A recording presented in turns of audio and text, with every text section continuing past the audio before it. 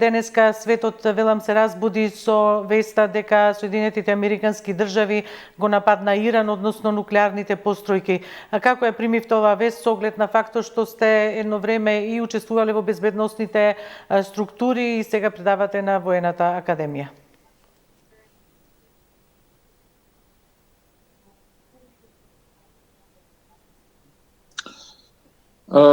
Нападот на Соединетите Американски држави врз Иран не беше изненадување. Тоа можеше да се очекува, бидејќи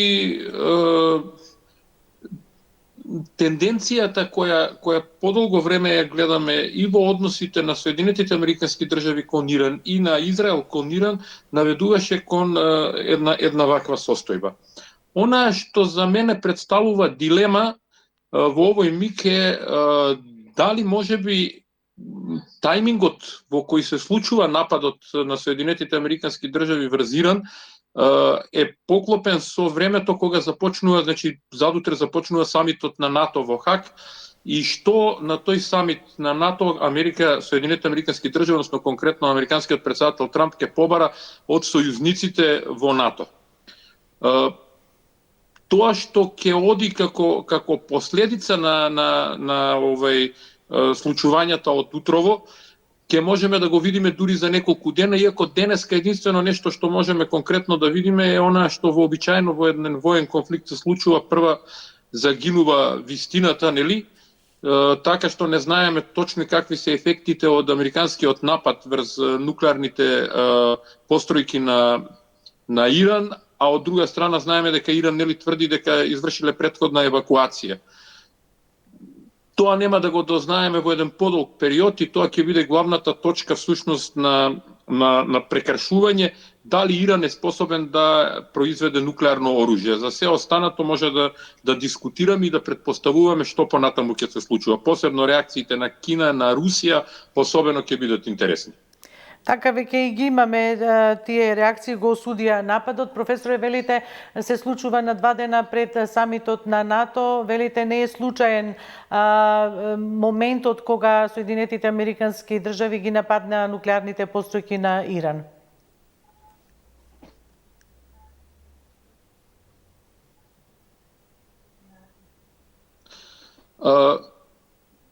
Тоа што Русија и Кина го осудиле нападот врз Иран е сосема очекувано. И тука посебно во односот на Русија кон Иран можеме да имаме две нивоа на анализа. Првото ниво на анализа е тоа дека нормално е дека Русија ќе биде изненадена сега дека одеднаш држава која е нејзин сојузник е директно нападната, значи од Соединетите Американски држави, поточно од администрацијата на Трамп, за кого сметаа тие, односно Путин сметаше дека може да се игра со него. И мислам дека на русите многу јасно ќе им стане дека уште еден нивен сојузник ќе биде исфрлен од регионалната па и геополитичката игра.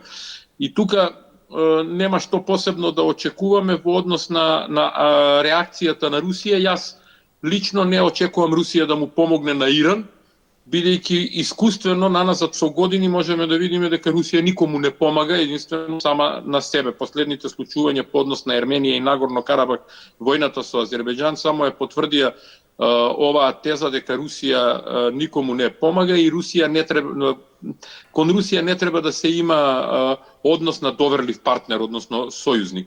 Дури можеби оваа да биде и добро за состојбите во Украина, односно да биде од интерес на Украина, бидејќи знаеме дека Иран ја поддржуваше Русија во наоружување и опрема, а дури може да биде добро и во насока на тоа да севернокорејските трупи од Украина се повлечат, бидејќи знаете сега како се вели она народната, кога мечката игра во комши, може да заигра и кај нас, па не верувам дека и Северна Кореја не размислува веќе по прашање на својата безбедност.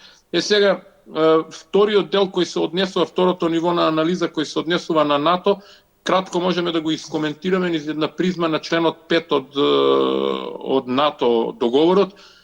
Што ако, да кажеме, Иран се осмели да изврши напад врз американски бази или цели на сојузничката, на американската војска, која е наш сојузник во НАТО, тогаш со полно право може Трамп да побара од НАТО да се ангажира. Дали ќе се ангажира во целост, како ќе се ангажира, ќе видиме, значи затоа и реков, малку е неблагодарно од сега да се предпоставуваат сите работи како ќе се одвиваат. Трамп од вторник до четврток на самитот во Хаг нема да разговара со новинари, ќе разговара со лидери на држави, земји членки на НАТО, и тоа сериозни држави, каде што многу работи ќе бидат за затворени врати прашани, анализирани, поставени, ќе се очекуваат одговори и така натаму, но очекувам делумно одговорот на овие прашања да го видиме низ заклучоците на новиот стратешки концепт на НАТО. Така. Професоре Андонов, вие деновиве присуствувавте на традиционалната, веќе така може да кажеме, конференција Глобсек. Таа се одржува еднаш годишно, собира професори, поранешни актуелни политичари, представници на разни think tank организации. Дали се очекуваше од присуството таму и од разговорите што ги имавте и од сесиите што беа одржувани, дали може би се предвидуваше ваков развој на настаните помеѓу на Блискиот Исток?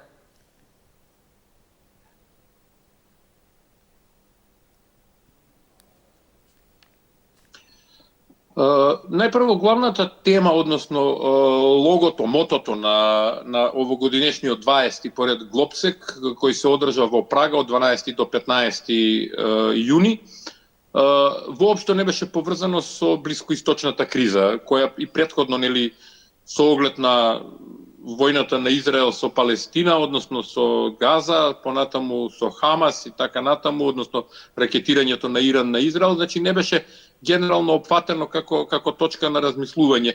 Овогодишниот Глобсек, мотото под кое настапи беше способност за делување во рамките на Европа, донесување на клучни одлуки и способноста за делување на Европа. Така што покрај глобалните прашања кои беа опфатени воглавном за евроазискиот, за далекоисточниот регион, значи за азискиот регион, прашањата на Јужна Кореја, на Јапонија, беше повеќе ориентиран Глобсек кон вообичајно прашањата за војната во Украина и за регионалните прашања по однос на улогата на Европа во однос на НАТО, односно во рамките на делувањето кон Украина и заканите кои доаѓаат од Русија. Војната која изби помеѓу Израел и Иран, односно која ескалираше, таа не изби сега, таа веќе подолго време трае, да не заборавиме дека Иран 2 пати го ракетираше Израел, што е исто како и објава на војна. Имаме ситуација во која можеби за учесниците и за организаторите на овогодишниот Глобсек беше изненадување. Тоа се случи на вториот ден на Глобсек, кога беше тогаш утрото се случи ракетниот напад на Израел врз Иран, така што во недостиг на многу информации немаше некои посебни коментари, но генерално преовладуваше едно мислење дека се очекува да се види како ќе се однесува администрацијата на Трамп во регионот, бидејќи мислам дека Европа, со исклучок можеби на Велика Британија, нема преголемо влијание во Блискиот Исток и повеќе ориентирана кон состојбите во Украина.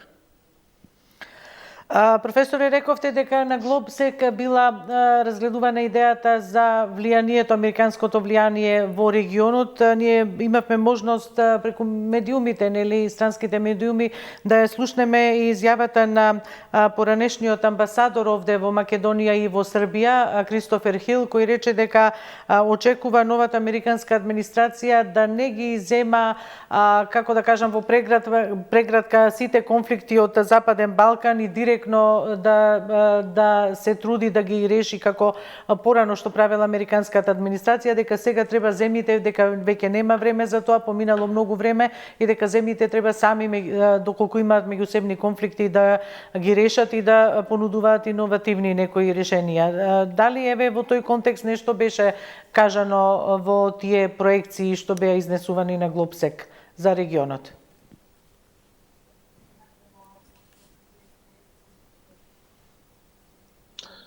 Прво, контекстот во кој поранешниот американски амбасадор во Македонија и во Белград Кристофер Хил го кажуваше тоа, не е поврзан со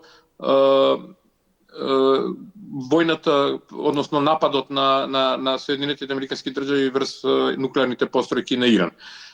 Тоа беше повеќе изјава која се однесуваше на политичкиот интерес на Соединетите американски држави во регионите во Европа, особено на Балканот. Така, точно и за тоа ве прашам, каде што всушност една суптилна порака ни беше нам како земји од Балканот испратена, а тоа е дека нашето место е сепак во Европа. Ние треба да се ориентираме кон Европа и да гледаме кон Европската Унија, односно решавањето на проблемите во рамките на Европската Унија, дека Соединетите американски држави очигледно со новата стратегија ќе одат на две различни нивоа. Прво, многу помалку ќе ги интересира Европа. Тука е малку чуден односот за изолационистичката политика, дека ќе се ориентираат сами кон себе, и второ, дека исклучиво ќе ги интересираат глобалните актери, нема да се занимаваат со регионални помали прашања како досега што се занимаваше американската администрација. И мислам дека Хил во главном во таа насока размислуваше, и тука можеме да забележиме една тенденција која и на некој од панелите беше кажана, посебно во однос на состојбите во Србија и на состојбите на проширувањето на Европската Унија кон Балкан.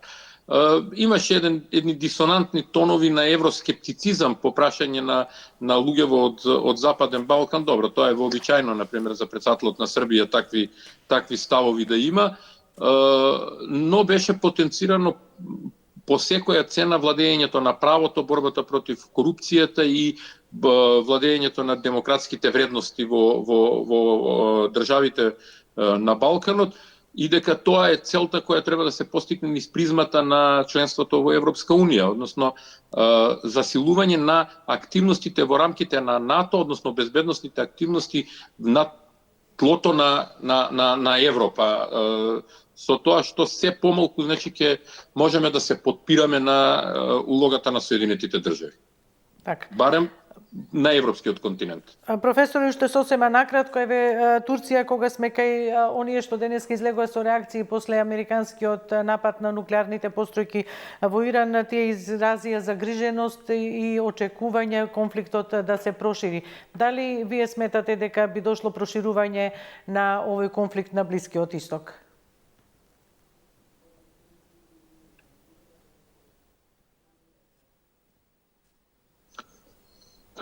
Рано е да се каже било каков заклучок во врска со тоа.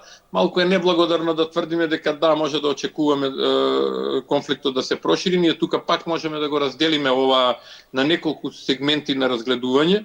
Например, обидот на Турција која ќе сака така елегантно да се извлече од било какво учество таму во конфликтот на Блискиот Исток, бидејќи таа има веќе своји трупи во Сирија, граничи со Иран, прашањата со курдите и така натаму. Понатаму каква ќе биде улогата на Азербејџан, тука е Каспискиот регион. Реков предмалку кога ме прашавте улогата на Русија каква ќе биде. Тука е многу интересно дали Русија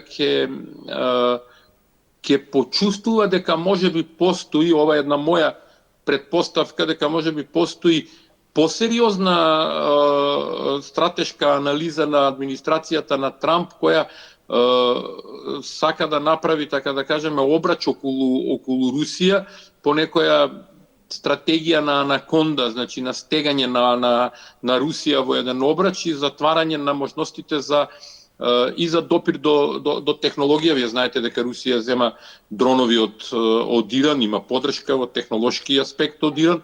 Понатаму тоа би значило буквално притисок врз Русија и во Каспискиот басен, контрола на ресурсите кои како нафта, како енергенси преку Иран Русија ги пласираше во светот. Значи многу аспекти се тука во прашање.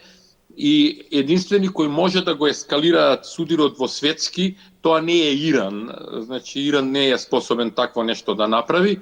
Иран ќе има сериозни проблеми, посебно доколку во Персискиот залив вплови американска флота, тоа ќе биде сериозен проблем, или доколку, не дај Боже, се решат да извршат напад врз бази на американски бази, а тоа се бази на НАТО, па да мора НАТО да се вклучи во целост во војната против Иран.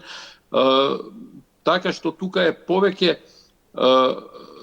некапацитетноста на Иран да предизвика било каква ескалација на светско ниво, и прашањето останува единствено отворено како ќе се однесува Кина, односно како ќе се однесува Русија. За сега го осудуваат и за очекување беше нормално тие секако дека ќе го осудат тоа што се случи, но не очекувам конкретна реакција ниту од страна на Кина, ниту уште па помалку конкретна реакција од страна на Русија во однос на тоа да му помогнат на Иран и да ескалира судирот.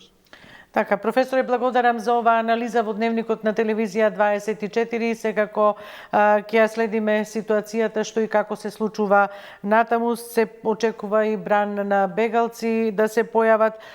Реков, ќе ја следиме ситуацијата со оваа информација по нападите на нуклеарните постројки на САД врз Иран и односот на Израел во сето тоа. Можеби ќе продолжат и нападите меѓу Израел и Иран, а Иран во меѓувреме најави и одговор на САД за бомбардирањето на нуклеарните постројки. Благодарам професор Андонов за ова вклучување во Дневникот.